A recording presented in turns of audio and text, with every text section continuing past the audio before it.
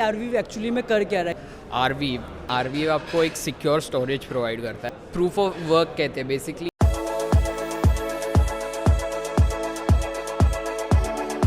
Powered by देसी crypto. सो नमस्कार दोस्तों, क्रिप्टो वाले भाई के इस चैनल में आपका स्वागत है। और आज हमारे को मिल गया है आरवीव की टीम। इंटरेस्टिंगली इनका भी बूथ यहाँ पे वेब3 कॉन्फ्रेंस इंडिया के अंदर था, गोवा के इवेंट के अंदर। तो हमारे सामने है, आप अपना इंट्रोडक्शन खुद दीजिए। मैं रोहित बात कर रहा हूँ। मैं आरवीव के लिए एजुकेशनल कंटेंट और टूल्स क्रिएट करता हूँ ताकि यूज़र्स की जो जर्नी है या फिर डेव्स की जो जर्नी है वो आरवीव पे इजी हो पाए। सो आरवीव के बारे में जानेंगे और आप आरवीव के साथ क्या काम कर रहे हैं। पर मेरे को जानना है कि आपने अपनी क्रिप्टो या ब्लॉकचेन की जर्नी कैसे स्टार्ट करी, उसके बारे में कुछ बताइए। श्योर। सो काफ़ी सारे लोगों जैसे मैंने पहले इन्वेस्टमेंट जैसा चालू किया था। फिर मुझे स्मार्ट कॉन्ट्रैक्ट ऐसी चीज़ें पता। ईयर टाइम, अगर टाइम की बात करें हम। यस, टाइम अराउंड 2021 में इन्वेस्टमेंट जैसा चालू किया था। फिर स्मार्ट कॉन्ट्रैक्ट्स के बारे में पता चला तो उसमें मैंने थोड़ा सा कोडिंग का चालू किया। स्मार्ट कॉन्ट्रैक्ट्स का मुझे बहुत पसंद आया क्योंकि उनके जो बेनिफिट्स है, जो सिक्योरिटी डिसेंट्रलाइजेशन के बेनिफिट्स है, बहुत अच्छे लगे और कोडिंग में भी इंटरेस्ट था। तो स्मार्ट कॉन्ट्रैक्ट कोडिंग चालू किया EVM चेन्स पे। फिर पता चला कि फुल स्टैक डैप्स बनाने के लिए you need to know front end वगैरह। तो उसमें से धीरे धीरे मैं डेव बन गया। फिर आई स्टार्टेड लर्निंग अबाउट आरवीव क्योंकि मैं अलग अलग प्रोटोकॉल्स ढूंढ रहा था जिस पे मैं एक्सपेरिमेंट कर सकता हूँ। तो एक आरवीव जैसा प्रोटोकॉल मिला, उस पर थोड़ा एक्सपेरिमेंट किया, उसके थोड़े टूल्स बनाए मैंने ऐसे ही खुद के प्रैक्टिस के लिए। फिर मुझे कम्युनिटी मिली आरवीव की। तो इतनी बढ़िया कम्युनिटी है आरवीव की, मतलब सारे जो डेव्स है ऑलरेडी अभी, तो वो डाउट्स आपके सॉल्व करेंगे। बट इतना ही नहीं, वो आपको मदद भी करते हैं अपने they go out of the way to help you.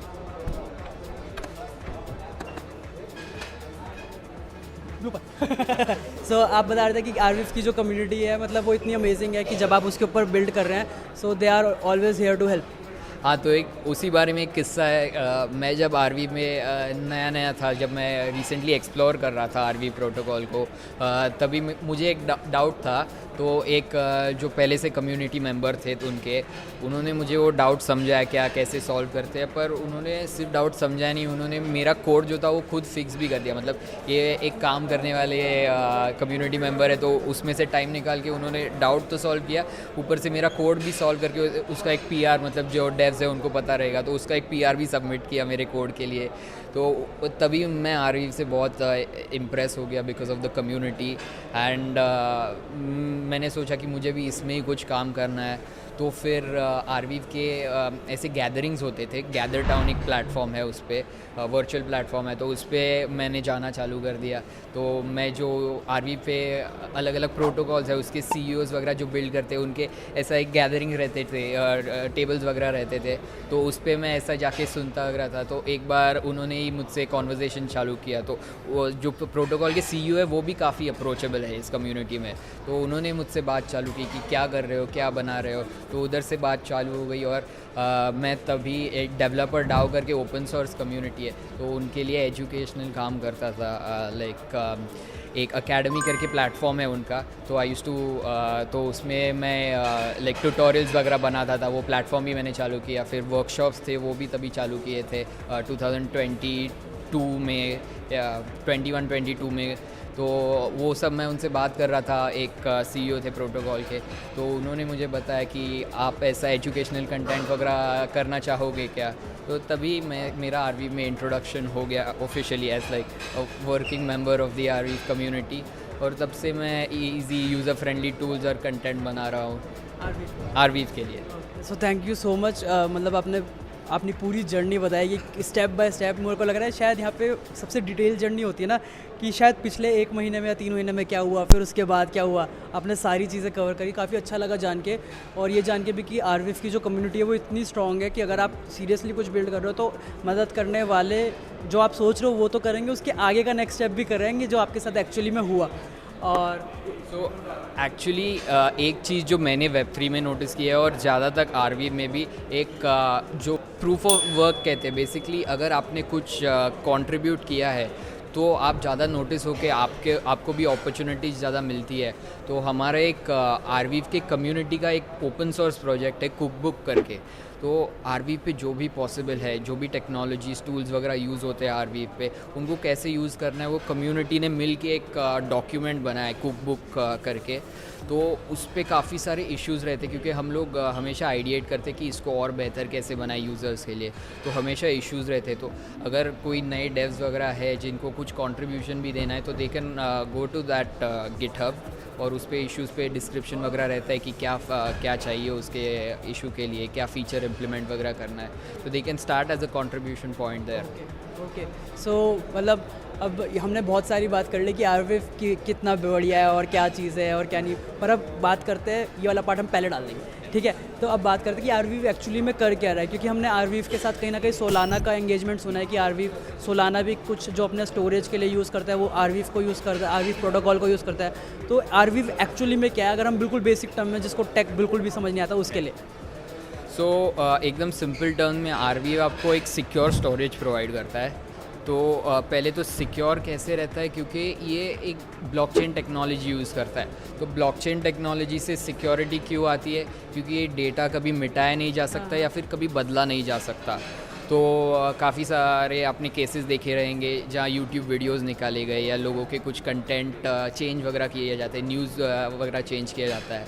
तो आरवी पे ये इम्यूटेबिलिटी करके रहता है, मतलब ये सब चेंज नहीं हो सकता, जो आपने फॉर्म में डाला है वैसे ही रहता है कंटेंट। मतलब ब्लॉकचेन की टेक्नोलॉजी को यूज़ करते हुए हम स्टोरेज प्रोटोकॉल की बात कर रहे हैं, तो उसके अंदर आरवीएफ की बात हो रही है। तो जो सोलाना ब्लॉकचेन का सारा डेटा रहता है वो आरवीएफ प्रोटोकॉल के ऊपर स्टोर हो रहा है। हम ये सोलाना पे काफ़ी सारे जो प्रोजेक्ट्स बिल्ड कर रहे हैं, एनएफटी प्रोजेक्ट्स, बाकी सारे भी प्रोजेक्ट्स हैं, मेटाप्लेक्स वगैरह भी है, वो आरवीएफ को स्टोरेज के तौर पर यूज़ करते हैं। और एक चीज़ है, आरवीएफ मतलब स्टोरेज पे क्यों फोकस कर रहा है, आपका शायद एक क्वेश्चन रहेगा। तो आप काफ़ी सारे चेन्स देख लीजिए, तो उन पे जो स्टोरेज रहता है वो एक्सपेंसिव रहता है। मतलब आप अपने स्मार्ट कॉन्ट्रैक्ट्स वगैरह तो उस पर डाल सकते हो, पर डेटा डालने जाओगे तो बहुत कॉस्टली रहता है। तो आरवीएफ ने डिसेंट्रलाइज्ड वे में ये डेटा को कॉस्ट इफ़ेक्टिव कैसा कर सकते हैं, उसको लोगों तक कैसे पहुंचा सकते हैं, वो सॉल्व किया है एक्चुअली। तो अभी के टाइम पे डिपेंडिंग ऑन द रेट, एक 1 GB स्टोरेज ऑन आरवीएफ आपको 300-350 रुपये में पड़ेगा, और उसमें Arweave is giving you a guarantee of storing this for 200 years minimum. तो मतलब 200 साल तक आपका डेटा स्टोर होएगा। तो एक मिनट, ये जो प्राइस है ये 200 साल का है? यस, आप मतलब आपने काफ़ी सारे जो सर्विस प्रोवाइडर्स यूज़ किए होंगे, क्लाउड प्रोवाइडर्स वगैरह, तो वो आपको एक मंथली रेट चार्ज करते हैं। मतलब हम बात करते हैं टॉप की, ठीक है। अब हम बात कर रहे हैं, अगर हम एक नॉर्मल यूज़र की बात कर रहे हैं जो गूगल क्लाउड सर्विस यूज़ कर रहा है, सो दे चार्ज अराउंड 200 और 300 rupees for around same amount of 200 GB, पर वो पर महीने की चार्ज कर रहे हैं। अब आपने सीधा आप कह रहे हो कि 200 साल, मतलब you are taking a one time fee for 1 GB, और 200 साल यार, इट्स लाइक 2-3 साल, मतलब एक इंसान जितना जिएगा उतनी जर्नी आपने कवर करी है। So yes, that is correct. 200 साल के लिए हम लोग मिनिमम चार्ज करते हैं, और ये एक्चुअल स्टोरेज की कॉस्ट कैलकुलेट करते हैं, मतलब स्टडीज़ किए गए कि स्टोरेज कॉस्ट कैसे रहता है, तो उस हिसाब से हम लोग ये कॉस्ट चार्ज कर रहे हैं। और स्टोरेज कॉस्ट सालों साल कम होते जाता है, जैसे टेक्नोलॉजी बढ़ती है वैसे कॉस्ट कम हो जाता है। तो अगर कॉस्ट हमारे स्टडीज़ से ज़्यादा कम हुई तो आपका जो स्टोरेज पीरियड है 200 साल से भी ज़्यादा हम लोग स्टोर करेंगे। और आरवीएफ ब्लॉकचेन नेटवर्क है, तो इसमें सारे नोड्स रहते हैं, तो आपका ये भी हम गारंटी करते हैं कि अराउंड 20 रेप्लिकास तो आपके डेटा के रहेंगे नेटवर्क पे।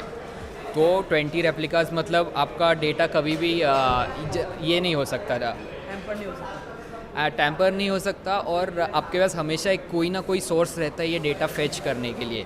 So that's interesting. मतलब काफ़ी सारी अमेजिंग चीज़ें पता चली जो मुझे खुद इंटरेस्टिंगली नहीं पता थी। होपफुली कम्युनिटी मेंबर्स को भी काफ़ी सारी अमेजिंग नॉलेज प्रोवाइड हुई कि किस तरीके से वो भी आरवीएफ को यूज़ कर सकते हैं आने वाले टाइम में, अगर वो भी कुछ ब्लॉकचेन के ऊपर बिल्ड कर रहे हैं इंटरेस्टिंग। और 200 साल की सर्विसेज के मतलब it's crazy to thought about this कि आप लोगों ने ये सारी चीज़ें सोच के उसके ऊपर ये सारी चीज़ें बिल्ड भी कर रखी है।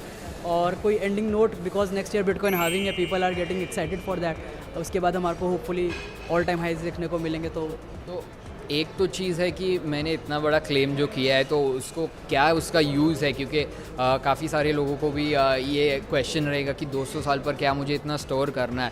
तो काफ़ी सारे टाइम पे पब्लिक लेजर्स रहते हैं जो ये आपको इन्फॉर्मेशन सालों साल चाहिए, मतलब हमारी जनरेशन जाने के बाद भी हमें एक इन्फॉर्मेशन चाहिए हिस्ट्री के तौर पर कि ये तभी के वक्त ऐसा हुआ था। तो ये एक चीज़ रहती है। फिर अपनी एक इंडिया की कम्युनिटी ले ले या अफ्रीका की भी कम्युनिटीज़ ले ले, तो इसमें कल्चर बहुत डीप रूटेड रहता है। लेकिन अभी ये अर्बन जो हो रहा है उससे कल्चर जो संस्कृतियाँ वगैरह है वो थोड़ी गायब होती जा रही है। तो Arweave is also like a time capsule where you can store this. तो काफ़ी सारी ये है बेनिफिट्स परमानेंट स्टोरेज के भी, क्योंकि आपकी जो आगे की जनरेशन है।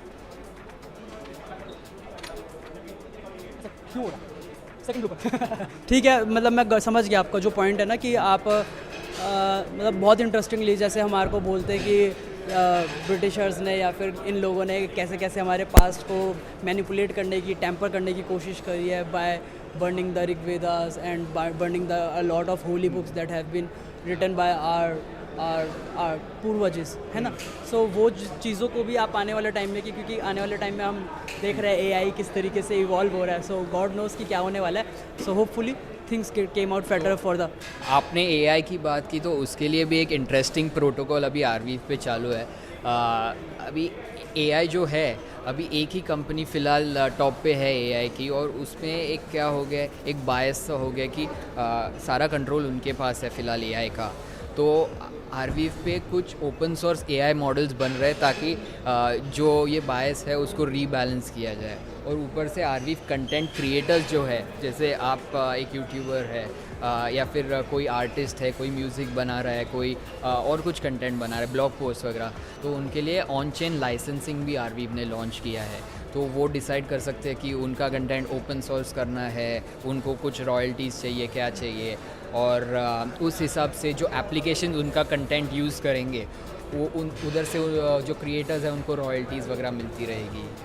सो thank you so much. I would say हम ये सेशन को रैप अप करते हैं, और जब भी नेक्स्ट डेवलपमेंट्स आने वाली होगी वी विल कॉल यू, और हम एक और ज़रूर बढ़िया से इंटरव्यू करेंगे और हमारी कम्युनिटी को प्रोवाइड करेंगे इमेंस नॉलेज की कहाँ पे जब डिसेंट्रलाइज स्टोरेज की बात आ रही है तो आरवीव कहाँ स्टैंड कर सकता है, और वो अपने अकॉर्डिंग चूज़ करेंगे आरवीव प्लेटफॉर्म को।